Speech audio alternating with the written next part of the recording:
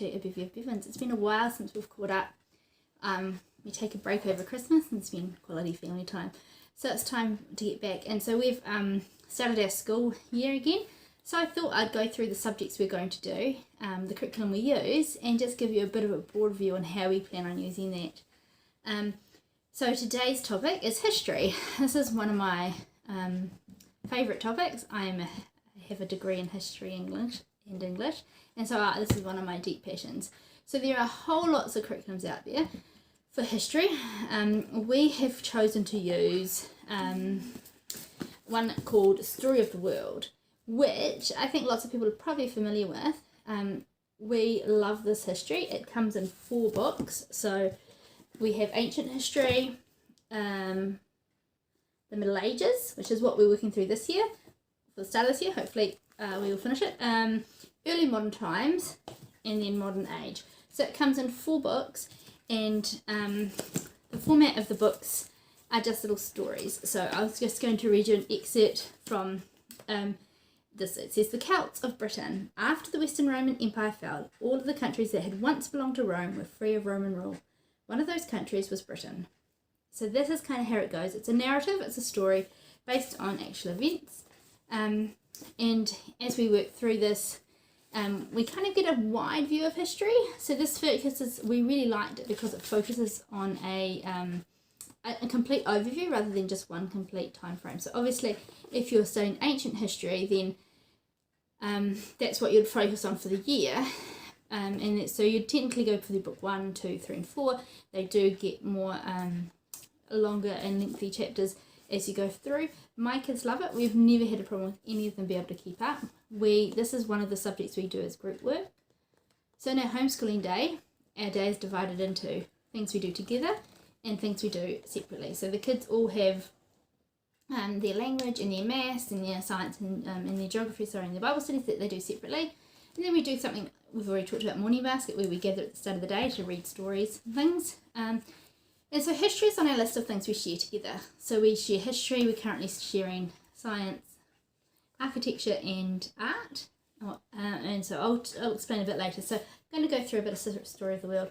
So my children, the Story of the World comes also with these activity books. And at the back of the book are like colouring sheets that they can colour, or maps. So we do a little bit of map work, kind of just working out where things are. We will then take this map and have a look onto like a full-size map, so the kids can see if we're looking at one part of the world, where it actually is in the world. And so these are all the kind of their fun little colouring sheets.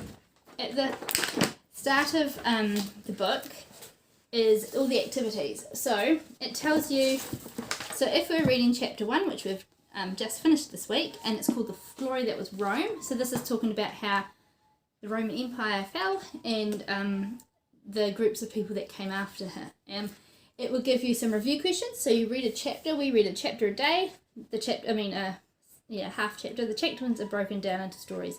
So you read a story a day. We ask these questions, and then the children will write some narration. So they give you some narration they can write. So younger ones probably copy what's in the book. We write it on a whiteboard and they just copy. The older ones make up their own sentences. Often they'll draw pictures while I read, or colour if that's an option. Also, there is cross-referenced is through the encyclopedia, so you can look up different things in the encyclopedia. So we'll do that too.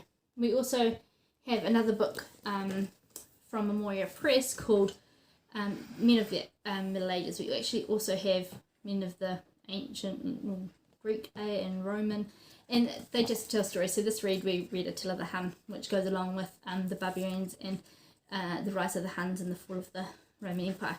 So we have a couple of history books. This one's quite old, but it's history, and history doesn't change. So what happened 100 years ago still happened 100 years ago. So for history, we don't mind the date of the book because it's still history. Other subjects we tend to try and keep with more modern books. So our children do their work in, we just buy scrapbooks. As you can see, these ones are on sale, probably at the end of the year or beginning of the school year sometime. It's just a scrapbook, it's nothing that exciting. And so this is our first, so Luke, who's my eldest, forgot to leave a page, so he's actually written on his cover, but that's right. He's coloured in the Barbarian because that's what the others were doing. He's written his work, and then on the next page we've got a little bit of map work, and it just shows where the empire was. So this is showing the Mediterranean Sea, and this is showing Rome was, and this shows how big the Roman Empire was and the continents it kind of was part of. So that's his work, and they all do that, and that's kind of basic. But then we add into that activity. So the end of these chapters, once you've done your questions and your narration, it comes up with things you can do. So for this one today, and I've got another little clip that you'll see at the end of the kids actually making these, a Roman legion signum. So that's the thing that someone carried to say which legion they were part of, and they carried these big kind of things on posts, I guess, and it kind of said who they belonged to. So we made some of those, and so what we love about Story of the World is the hands-on stuff, really fun stuff that we feel really cements history and really cements just the extra learning. We get a bit more talking, we have a bit more chatting. So the other thing we do in our history is so obviously these are, I'll just show you the collection of books. They go like this, they all look the same. You can get a quiz and a revision set as well. We have found that we think it'll probably take us a year to get through the book. That's kind of their estimate, that you take a year per book, and then you just repeat that. So as they get older, they get more in-depth things. So we have, I think I've showed you before, some Professor Noggins games, but we like to add things to history and, well, to all our subjects if we can. So we've got one called Professor Noggins Middle Ages, and so this is just like every other Professor Noggins game.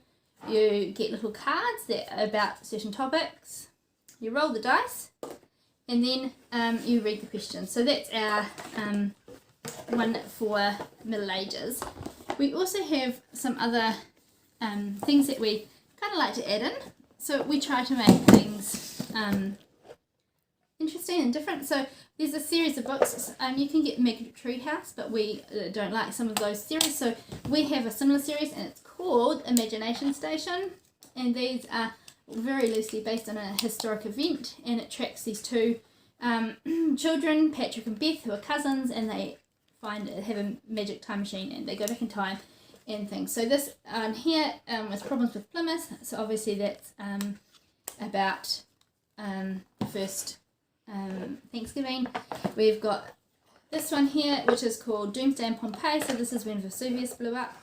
And then we have in 1874 a train robbery, and so they're kind of very loose history books, but they're just something fun to add in. It's something different. Often my children read them alone. We've got one boy at the moment trying to read the whole series who's just started on chapter books, so that's his kind of mission, so he likes that. The other series we really love that we have for history is the You Wouldn't Want To. So this one says, you wouldn't want to be married to King Henry VIII. This is a little bit earlier. This is last year's history one. So this is a danger zone, so slightly different, but avoid becoming an Aztec sacrifice, and you wouldn't want to be a Viking explorer. And so these are kind of like funny, all the bad things about history. My kids love them. We read through them, and it just gives it puts it into a bit of realistic perspective. And so it's not obviously real, but it's just kind of story formed, and our kids find they relate better when it's a story form. So they so that's kind of the inside of the book, and they really love it. The other thing we have is we have a few of these Osborne books. This one is one of the favourites. It's Inside Castles, particularly because there's one with a toilet and it shows an old toilet. But you can open the little flaps and see inside how soldiers lived and the castles, and it's just something fun. It just adds a little bit of interest. We also watch things on YouTube, other kind of educational videos where we can just get a different feel for things, and we like to get information in many different ways. So one of the other games we have that's kind of in the kids section of our house, like in our game library, it's called Once Upon a Time. Now this isn't technically Middle Ages, but the pictures are quite similar in that era, and this is a storytelling game. So this tells you pick cards and settings and scenes, and so though it's not technically history in Middle Ages, it's fun to add to our collection, because it's just a nice little kind of once upon a time, and you go through characters and things. So that's also in our history collection at the moment. And then we went and we found, so we like to find things that relate to New Zealand history. And so when we went up to Auckland, we visited Motat, and they had these lovely little packs. And so this pack is Children's War.